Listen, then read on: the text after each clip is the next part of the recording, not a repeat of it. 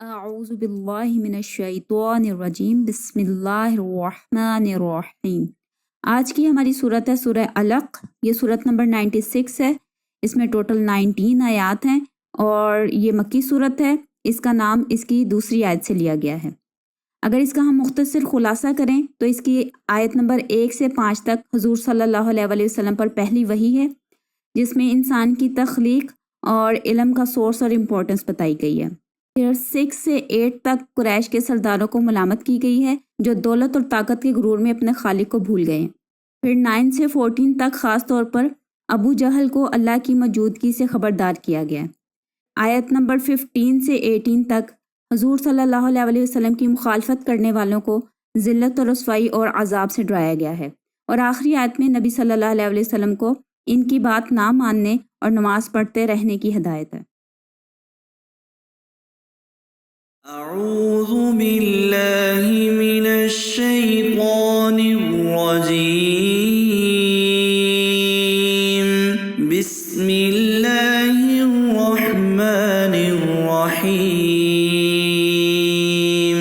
اقرأ باسم ربک الذی خلق خلق الانسان من علق اقرأ وربك الأكرم الذي علم بالقلم علم الإنسان ما لم يعلم كلا إن الإنسان ليطغى أن رآه استغنى إن إلى ربك الرجعى أرأيت الذي ينهى عبدا إذا صلى أرأيت إن كان على الهدى أو أمر بالتقوى أرأيت إن كذب وتولى ألم يعلم بأن الله يرى كلا لئن لم ينته لنسفعا بالناصية ناصية كاذبة خاطئة فليدع ناديه سندع الزبانية كلا لا تطعه واسجد واقترب صدق اللہ العظیم۔ آئیں آپ صورت کے ترجمے اور تفصیل کی طرف چلتے ہیں۔ سورہ علق کو اگر جنرلی انالائز کیا جائے تو اس کو 2 بڑے حصوں میں ڈیوائیڈ کیا جا سکتا ہے۔ پہلا حصہ حضور صلی اللہ علیہ وسلم پر پہلی وحی کی شکل میں غار حرا میں نازل ہوا، اور دوسرا حصہ اس وقت نازل ہوا جب نبی پاک صلی اللہ علیہ وسلم نے حرم میں نماز پڑھنی شروع کی اور ابو جہل نے آپ کو دھمکیاں دے کر اسے روکنے کی کوشش کی۔ حضور صلی اللہ علیہ وسلم پر نبوت کے آثار جو ہیں وہ سچے خوابوں کی شکل میں ظاہر ہوئے تھے۔ پھر آپ صلی اللہ علیہ وسلم جو ہیں وہ تنہائی پسند ہو گئے اور کئی دن تک آپ غار حرا میں رہنے لگے۔ وہاں رہ کر آپ غور و فکر کرتے تھے، عبادت کرتے تھے اور کھانے پینے کا سامان ساتھ لے جایا کرتے تھے۔ اسی دوران ایک دن اچانک فرشتہ جو ہے وہ نمودار ہوا اور وحی لے کر نازل ہوا۔ اب یہ واقعہ حضور صلی اللہ علیہ وسلم کے اپنے الفاظ میں ہی دیکھتے ہیں کہ فرشتے نے آ کر کہا کہ پڑھو،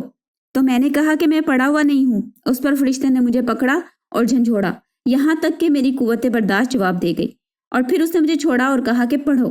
میں نے پھر کہا کہ میں پڑھا ہوا نہیں ہوں، تو اس نے مجھے دوبارہ پکڑا اور جھنجھوڑا، اور پھر اس طرح 3 دفعہ ہوا، اور لاسٹ ٹائم پھر اس نے مجھے چھوڑ کر پوری پہلی 5 آیات جو تھیں وہ پڑھی اور مجھے سنائیں۔ اس واقعے کے بعد حضور صلی اللہ علیہ وسلم جو ہیں وہ کانپتے لرزتے گھر پہنچے اور حضرت خدیجہ سے کہا کہ مجھے اڑا دو، مجھے اڑا دو، یعنی یہ کانپ رہے تھے اور فل ڈرے ہوئے تھے، اور حضرت خدیجہ نے ان کے اوپر کمبل ڈال دیا، اور پھر اس کے بعد جب ان کی حالت تھوڑی بہتر ہوئی، آپ تھوڑے نارمل ہوئے اور آپ کا جو خوف تھا وہ کم ہوا، تو انہوں نے پھر حضرت خدیجہ کو سارا قصہ سنایا اور کہا کہ مجھے اپنی جان کا ڈر ہے۔ تو حضرت خدیجہ نے پھر آپ کو تسلی دی کہ آپ فکر نہ کریں، ایسا کچھ نہیں ہوگا، اللہ تعالیٰ آپ کو بالکل بھی ضائع نہیں کریں گے، کیونکہ آپ رشتہ داروں سے نیک سلوک کرتے ہیں، سچ بولتے ہیں، یعنی آپ کی جتنی بھی اچھی صفات تھیں، آپ کا جو کردار تھا وہ انہوں نے واضح کیا کہ آپ بے سہاروں کا سہارا بنتے ہیں، مہمان نوازی کرتے ہیں، نیک کاموں میں حصہ لیتے ہیں، تو آپ جیسے جو اچھے لوگ ہوتے ہیں ان کے ساتھ برا نہیں ہوتا۔ تو پھر حضور صلی اللہ علیہ وسلم کو وہ اپنے ساتھ لے کر ورقہ بن نوفل یعنی اپنے کزن کے پاس گئیں، اور پھر جو کہ اس وقت عیسائی تھے اور وہ انجیل لکھا کرتے تھے، بہت بوڑھے ہو گئے تھے، نابینا تھے۔ تو حضرت خدیجہ نے کہا کہ اپنے بھتیجے کی بات سنیے۔ تو حضور صلی اللہ علیہ وسلم نے اپنی جو سارا وہ قصہ تھا وہ بیان کیا۔ تو ورقہ نے کہا کہ یہ تو وہی ناموس ہے جو حضرت موسیٰ علیہ السلام پر نازل ہوا۔ ناموس سے مراد ہے یعنی فرشتہ بھی ہو سکتا ہے اور وہ کلام بھی ہو سکتا ہے، یعنی کسی طرح کا کلام حضرت موسیٰ پر نازل ہوا اور یا اس طرح کا فرشتہ ان پر نازل ہوا تھا۔ پھر اس کے بعد ورقہ بن نوفل نے کہا کہ کاش میں زندہ رہوں، اور اگر میں زندہ رہا تو میں آپ کی ضرور مدد کروں گا جب آپ کی قوم کے لوگ آپ کے ساتھ برا سلوک کریں گے اور آپ کو نکال دیں گے۔ تو اس پر حضور صلی اللہ علیہ وسلم بڑے حیران ہوئے کہ کیا میری قوم کے لوگ مجھے نکال دیں گے؟ تو انہوں نے کہا کہ ہاں، جب بھی کوئی شخص ایسی چیز لے کے آیا جو کہ حق ہے، جیسے کہ آپ پر نازل ہوئی، تو اس سے ضرور دشمنی کی جاتی ہے، اور اگر میں زندہ رہا تو میں آپ کی ضرور مدد کروں گا۔ لیکن وہ کچھ عرصے کے بعد کیونکہ بہت بوڑھے تھے تو ان کا انتقال ہو گیا۔ اب اس واقعے سے ہمیں دو چیزیں پتہ چلتی ہیں۔ ایک تو یہ کہ حضور صلی اللہ علیہ وسلم کو وحی سے پہلے تک بالکل کوئی آئیڈیا نہیں تھا کہ ان کو نبی بنایا جائے گا، اور دوسرا یہ کہ حضور صلی اللہ علیہ وسلم کا جو کردار نبوت سے پہلے ہے وہ بھی بہت زیادہ پاکیزہ تھا، یعنی کہ بہت اچھی عادات تھیں اور کسی قسم کا کوئی غلط کام کبھی نہیں کیا تھا، اور اس کی گواہی ان کی اپنی بیوی نے دی۔ حالانکہ بیوی جو ہے وہ سب سے زیادہ آپ کے نزدیک ہوتی ہے اور اس سے کوئی بات آپ کی چھپ نہیں سکتی، اور اکثر بیویاں جو ہیں وہ اپنے شوہروں سے یعنی کہ کہہ لیں کہ ان سے ناراض ہی ہوتی ہیں، یا ان کی بری جو صفات ہے وہ ان پر زیادہ واضح ہوتی ہیں۔ تو یہاں پہ دیکھیں حضور صلی اللہ علیہ وسلم کی اپنی بیوی جو ہے وہ ان کی گواہی دے رہی ہے، ان کے کردار کی، ان کی اچھی باتوں کی۔ اب دوسرے حصے کی طرف چلتے ہیں۔ دوسرا حصہ جو ہے اس کے حوالے سے 2-3 روایات ہمیں ملتی ہیں کہ جب حضور صلی اللہ علیہ وسلم کو حضرت جبرائیل یا اللہ تعالیٰ نے نماز پڑھنے کا طریقہ خاص بتایا، اور اس کے بعد انہوں نے حرم میں جب پہلی دفعہ اس طرح نماز پڑھی، یعنی قیام کیا، رکوع کیا، سجدہ کیا، تو ابو جہل کو یہ بات بہت بری لگی اور اس نے آپ کو ڈرایا دھمکایا اور روکنا چاہا۔ اور پھر اس کے بعد ایک دفعہ ابو جہل جو ہے وہ اپنے لوگوں میں بیٹھا ہوا تھا اور کہہ رہا تھا کہ اگر دوبارہ میں نے محمد صلی اللہ علیہ وسلم کو اس طرح نماز پڑھتے دیکھا تو میں ان کا جو ہے گردن دبا دوں گا یا پاؤں کے ساتھ ان کا سر جو ہے وہ مسل دوں گا۔ اور پھر ایک دفعہ یہ ہوا کہ حضور صلی اللہ علیہ وسلم نماز پھر پڑھ رہے تھے تو ابو جہل جو ہے وہ آگے بڑھا اور اس نے آپ کے سر پر پاؤں رکھنے کی کوشش کی۔ تو لوگوں نے دیکھا کہ ابو جہل آگے بڑھا اور پیچھے کو ہو رہا ہے اور اپنے منہ سے کوئی چیز ہٹا رہا ہے، پیچھے کر رہا ہے۔ تو لوگوں نے پوچھا کہ تمہیں کیا ہوا ہے؟ تو اس نے بتایا کہ مجھے ایسے لگا کہ یہاں پہ ایک آگ کی خندق ہے اور بڑی کوئی خوفناک چیز ہے اور کچھ پڑھ رہے ہیں۔ تو حضور صلی اللہ علیہ وسلم نے بعد میں بتایا کہ اگر وہ میرے پاس آتا تو فرشتے اس کے چیتھڑے اڑا دیتے۔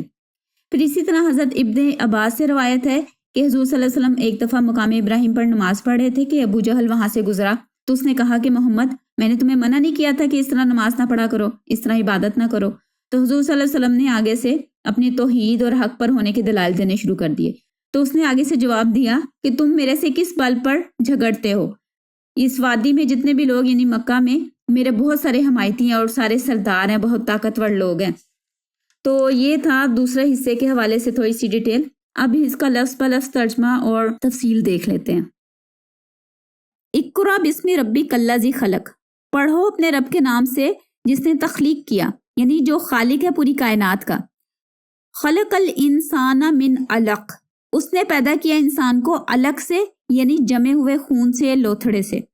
یعنی سب سے پہلے پوری کائنات کی تخلیق کی بات کی گئی اور پھر خاص طور پر انسان کی تخلیق کا ذکر کیا گیا کہ اللہ تعالیٰ نے اسے جمے ہوئے خون سے پیدا کیا، اس کی شیپ تھی، اس کو بنایا۔ اقرا وربک الاکرم، پڑھو اور تمہارا رب بہت کرم والا ہے، یعنی اللہ تعالیٰ نے انسان پر بہت زیادہ نعمتیں نازل کی، ان کو انسان پر بہت زیادہ کرم کیے۔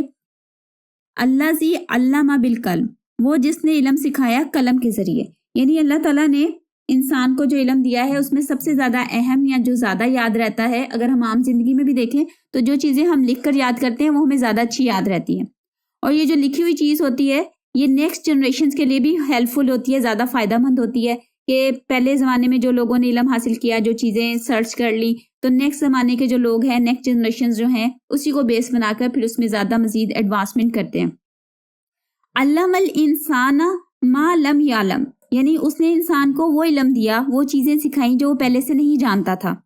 اب اسی کے حوالے سے قرآن پاک میں سورہ بقرہ میں بھی آیت نمبر 29-30 کے اراؤنڈ ہے کہ جب اللہ تعالیٰ نے آدم کو تخلیق کرنا تھا تو فرشتوں سے بات کی کہ میں زمین پر اپنا خلیفہ بنانے جا رہا ہوں، اور فرشتوں نے آگے سے کہا کہ جی آپ زمین پر ایسی مخلوق بنانے والے ہیں جو وہاں پہ فساد کرے گی، خون خرابہ کرے گی، خون بہائے گی، لڑائی جھگڑے کرے گی، اور ہم آپ کی تعریف، آپ کی تسبیح اور آپ کی پاکی بیان کرنے کے لیے کافی ہیں۔ تو اللہ تعالیٰ نے کہا کہ جو میں جانتا ہوں وہ تم نہیں جانتے، اور پھر اللہ تعالیٰ نے آدم کو کچھ چیزوں کا نام، علم سکھایا، اور پھر وہ چیزیں جو تھیں وہ فرشتوں کے سامنے پیش کی۔ تو فرشتوں سے کہا کہ ان کے نام بتاؤ، تو فرشتوں کو نہیں پتا تھا کیونکہ اللہ تعالیٰ نے نہیں بتائے تھے۔ تو فرشتوں نے کہا کہ سبحانک لا علم لنا الا ما علمتنا، کہ اللہ تو پاک ہے،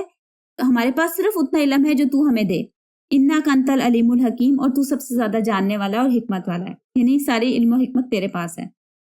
اور پھر اللہ تعالیٰ نے حضرت آدم سے کہا تو انہوں نے ان چیزوں کے نام بتا دیے۔ تو یہاں سے ہمیں یہ پتہ چلتا ہے کہ اللہ تعالیٰ نے جو علم انسان کو دیا ہے وہ فرشتوں کو بھی نہیں دیا۔ پھر اس کے بعد نیکسٹ آیت ہے کلا ان الانسان لیطغی، ہرگز نہیں، بے شک انسان جو ہے یطغی، یطغی جو ہے اس کا مطلب ہوتا ہے، یہ طغا سے نکلا ہے اس کا روٹ مادہ، یعنی طغیانی، جیسے ہم کہتے ہیں نا پانی میں طغیانی آ گئی یا دریا میں طغیانی آ گئی، تو اس میں کیا ہوتا ہے کہ دریا جو ہے وہ اپنے کناروں سے، اپنی لمٹ سے باہر نکل جاتا ہے۔ تو یہ لفظ جو ہے یہ سرکشی اور اپنی حدوں سے باہر نکلنے کے لیے استعمال ہوتا ہے، کہ انسان جو ہے وہ اپنی حدوں سے باہر نکل جاتا ہے، جو اللہ تعالیٰ نے اسے جن کاموں سے منع کیا ہے وہ غلط کام بھی کرنے لگتا ہے۔ ان رآہ استغنا، ان یہ کہ رآہ وہ دیکھتا ہے، استغنا اپنے آپ کو غنی دیکھتا ہے، یعنی اپنے آپ کو بے نیاز دیکھتا ہے، سیلف سفیشینٹ دیکھتا ہے، انڈیپینڈنٹ سمجھتا ہے کہ جی مجھے کسی کی ضرورت نہیں، میں اپنے سارے کام خود کر سکتا ہوں۔ انا الی ربک الرجعی، بے شک تیرے رب کی طرف ہی پلٹنا ہے۔ رجعا کا مطلب ہوتا ہے پلٹنا، ٹھکانا، یہ جیسے ہم کسی کے فوت ہونے پہ کہتے ہیں انا للہ و انا الیہ راجعون، راجعون کا مطلب کہ ہم نے اسی کی طرف پلٹنا ہے۔ تو رجوع پلٹنا، کہ انسان کتنا بھی سرکش ہو جائے، کتنی نافرمانی کرے، یا اپنے آپ کو کتنا ہی سیلف ڈیپینڈنٹ سمجھے، انڈیپینڈنٹ خیال کرے، تو اسے لوٹنا تو اللہ تعالیٰ کی طرف ہے، یعنی کہ واپسی تو اللہ کی طرف ہی ہے۔ تو اللہ تعالیٰ کہہ رہے ہیں کہ آنا تو میری طرف ہی ہے تم نے۔ پھر اس کے بعد ہے نیکسٹ آیت ارائیت الذی ینہا، کہ کیا تو نے ایسے شخص کو دیکھا ہے جو ینہا یعنی روکتا ہے، منع کرتا ہے، ابداً اذا صلی، ایک بندے کو